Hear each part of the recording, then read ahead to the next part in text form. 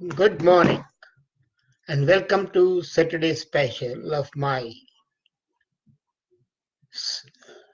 everyday comments called Dr.Lamba's Awakening Call. And it is an awakening call. Awakening call to be human, awakening call to be bitter, awakening call to be aware and knowledgeable. Yesterday, I read a news item. Actually, I read it on the wall of a friend that some trouble seems to be brewing in Brampton, which is a Sikh enclave in Canada. And that's about naming the street after Guru Nanak, supposed to be the first Guru of Sikhs. And I'm saying supposed because he never started a cult or a religion.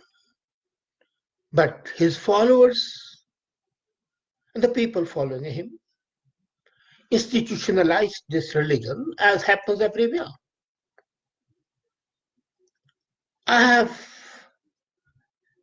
no compunction in saying that the whole episode where one mayor, former mayor of Brampton, objected to naming of a street after Guru Nanak as petty-minded approach, and at the same time the desire to name a street after Guru Nanak shows how they want to trivialize the name of Guru Nanak.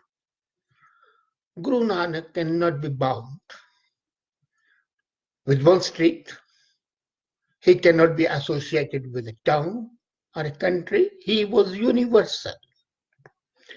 If I was to tell you that Guru Nanak never founded any religion, as a matter of fact, he was a man who gave a cry, na koi Hindu, na koi Muslim.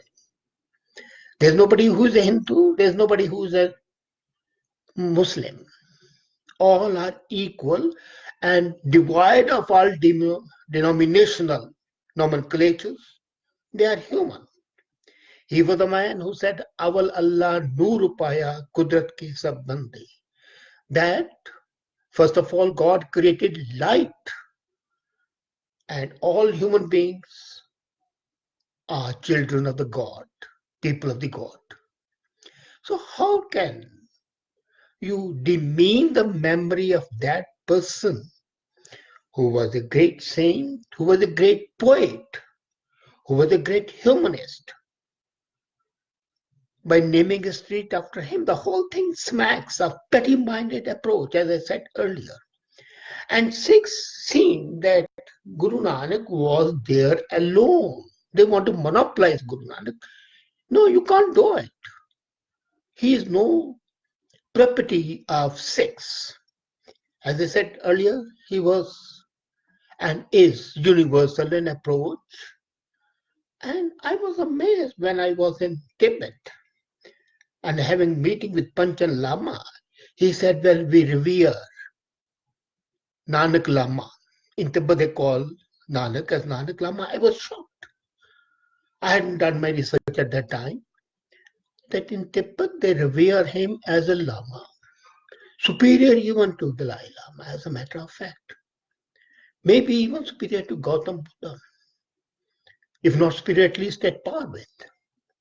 And that set me thinking that how could this man, who belonged to a small village in Punjab, but had traveled all over, and yet the Tibetans revere him. So the concept of naming a street after him is petty-minded, and the objection is still ridiculous, if not ludicrous. You can't object. There are names of streets after Saint Cecilia and Saint Emily and Petersburg. They are named after Robertson, the mayor. So if they can be named against, a school can be named after a petty wrestler, why can't a street be named after Nanak, even if it's petty-minded? Now, if I was to tell you something, you'll be shocked. The reference to Nanak's coming is there in the Vedas. And the first person who specifically said that Nanak would be coming is in Patanjali's Shastras. In Patanjali's books, I was reading them when I was in Maxmula Bhavan, that Nanak would be there in Kali Yuga, which is the present age, and he will be breaker of the idols, statue worship. He would be a social reformer, and that's what he was. He broke all the shackles of Hindu society, and that was something different. So Patanjali was the first person in the prehistoric times who mentioned about Nanak's coming. And the people call him a Sikh or a leader of Sikhs. Why not then think Patanjali to be the first Sikh who forecast Nanak's coming? Then, if I look at the word around, in Sri Lanka, he's called Nanak Acharya. Acharya is what? Guru, teacher. But I told you he's called Guru Nanak. I was in Gangtok and I came to know that he is called Guru Rinpoche. In Bhutan also, Nanak is called Guru Rinpoche. In Nepal, he's called Nanak Rishi. In Baghdad, Nanak Peer. In Makkah itself, he is called Wali Hind. In Egypt also, Nanak Wali. Guru Nanak Wali Hind, Nanak Kadamdar, Guru Baba Nanak in Iraq. It was normal. Pir Balagadan in Mazar Sharif. And in parts of Ugyar areas, in the autonomous areas of China near Mongolia, he is called Baba Fusa. So the whole world basically has recognized at that time Nanak's preeminence. Now look at apart from his idol breaking, convention breaking, iconoclast attitude, he was against the exploitation of women, and he said, "So kyo manda aki jitya mera jaan." How can you condemn a person who has given birth to the kings? So the women is at a power, if not better than mankind. Then mankind means male kind. He was a man who did not go to the party or a feast hosted by the landlord, but went to a poor laborer's house. When asked by the king or the chieftain why he had not come, he said, "Well, you have exploited people, and your food contains the blood of the innocent, while the food prepared by these laborers contains milk." Could anybody at that time, in the medieval India, raise an objection against a chieftain and tell him at his face that you are an exploiter? It simply was not possible, and he did so. He was that way a social reformer. Maybe he was the first socialist. Maybe he laid down the foundation of what later on Marx and Engels worked on, that, fighting for the laborers. Why not? Leave his social context. At the national level, he had the gumption to say to Babur, "Paap ki janj le kablo dhaya, zori mange daan vilalo," that you have come with an army of the sinners from Kabul and exploiting the people and asking for donation by force, taking money, women. Now, at that time, who could dare condemn a conqueror who was victorious? People were bowing before him, welcoming him with open arms, paying homage to him, and he protested and was jailed. And yet, Sikhs think that he only belongs to Sikhs, and the Hindus think that he belongs to Sikhs, and the Muslims think, and the Muslims call him Nanak Peer. If I was to tell you that the Muslims are taking care of the Gurdwaras in Pakistan, you might be amazed, but that's a fact. And I must thank those Muslims who are looking after these Gurdwaras. Now, apart from being a social reformer, and apart from being a nationalist, he was a great poet. As a matter of fact, he was pantheist, a lover of nature. His prayer was a prayer to the nature. गगन में थाल रविचंद दीपक बने तार का मंडल जनक मोती धूप मल आन लो पवन चवर करे सकल बन राय राजफन ज्योति. That sky is the plate and moon and the sun, they are the candles burning over here, and the wind wafting with the flower smell is the offering. So a man who was a pantheist, who loved nature, who portrayed nature, a man who spoke for the downtrodden and the exploiter, a man who was gender equality advocate. You want to confine him to one sect and one group of people? That's not desirable. But to object to that celebration or homage, howsoever petty-minded it may be, speaks of your closed mind, absolute lack of knowledge, and in fact, fanatic disregard to the realities without saying.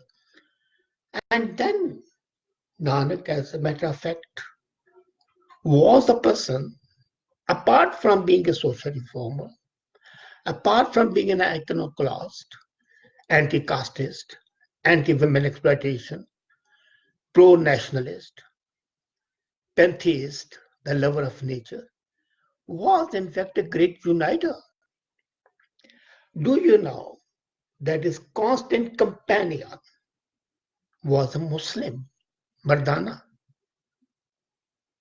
All these shabads are the songs, the lyrics, the hymns that he wrote were transcribed by Bala, one of his disciples, and set to music composed by Mardana, who was a Muslim. And as a matter of fact, the concept of rabab is associated with Islam. While he used the words Ram and Gopal, he also used the word Allah, showing thereby that he was not discriminating. Maybe he was the first humanist. So he was the first socialist. He was the founder of communist ideology, but not the dictatorial part. He was a great nationalist. He was a great social reformer. He was a great poet. He was a great musician. All his poems, all his hymns are based on music, the ragas, whether it's Sorad or whether it's any other one, but they're all classical Indian ragas on which they are based. So to confine that person of that caliber, of that intelligence, of that, I would say, mental level, which was much higher at that time, I would call him basically the originator or the founder of the Renaissance movement in India. Europe was undergoing Renaissance at that time, don't forget that. And in fact, Nanak was representing all the values of Renaissance coupled with spiritual values. Now, I was talking of the temporal values till now. Humanism, pantheism, gender equality, human rights, justice, banning all conventions, iconoclasts, they're all temporal. But he was a great spiritual person as well. He went down in the river, Vai River, and for 3 days he was not available. People thought he has died. And he was meditating inside the river. And he came out after 3 days. Wow. Isn't it the superhuman? Maybe today we would have said, okay, he should be in the book of Guinness. But whatever he did was much beyond the book of Guinness. He traveled length and breadth of India, Iran, Iraq, Sri Lanka, Tibet, parts of Mongolia. And he performed 4 udasis, 4 journeys, north, east, south, west. So that great guy, who was a great traveler, a great reveler, a great uplifter, he leveled the human beings at one level, but he uplifts them spiritually. Have you ever seen a person or any religious leader anywhere who combines all that? Jesus was great, but he was not all of that. He said, pay unto Caesar what belongs to Caesar. He was basically spiritual, and he did not condone or condemn those aspects which were wrong at that time. He accepted them, what they were, but wanted people to commune with God. Great by itself. Krishna, one of my heroes, as I always say, I have two heroes in Indian history, Krishna and Gobind Singh, was all for strategy and upliftment and doing your job. Great. But combination of all three, spiritual, temporal, humanistic, is something exceptional with Nanak. So what has happened in Brampton shows, as I said earlier, absolute lack of intelligence on the parts of Sikhs. They should not have brought Guru Nanak to that level where a street needs to be named after him. And if they had done it, it is absolute, shall I say, disregard of any knowledge, any sense of balance, which was shown by the former mayor in opposing that request and that proposal. Both parties are guilty. One is guilty of omission, the other is guilty of commission. But Nanak supersedes them all. He was, is, and will continue to be a beacon for the downtrodden, for the exploited, for the seeker for truth, for the seeker of knowledge, for who wants to combine the temporal and the spiritual values at the same time. Nanak doesn't belong to Sikhs. He belongs to the universe. And I praise Government of India for painting the tale of the Air India craft with Ekonkar, God is one. And that's the message we need. Nanak is modernistic today. Let's not forget it. He's universalist. He was the man who could say, Patala patal, akasa agas, orak orak bhalake, ved nikvat. That there are skies and skies, there are planets and planets, but there's one God. He knew that the solar system is not the only system. He talked of that. So not only was he a humanist, he was a great scientist as well in his own way, in a very limited way, of course, but it was there. So Nanak doesn't need a state to be named after him. And Nanak doesn't need the state to be named after him, as I said earlier, and Nanak doesn't need this sort of fracas and nonsense that has taken place. Let's revere Nanak, his memory, and try to follow what he said, rather than indulge in petty wrangling, showing our narrow-minded, petty approach. Thank you.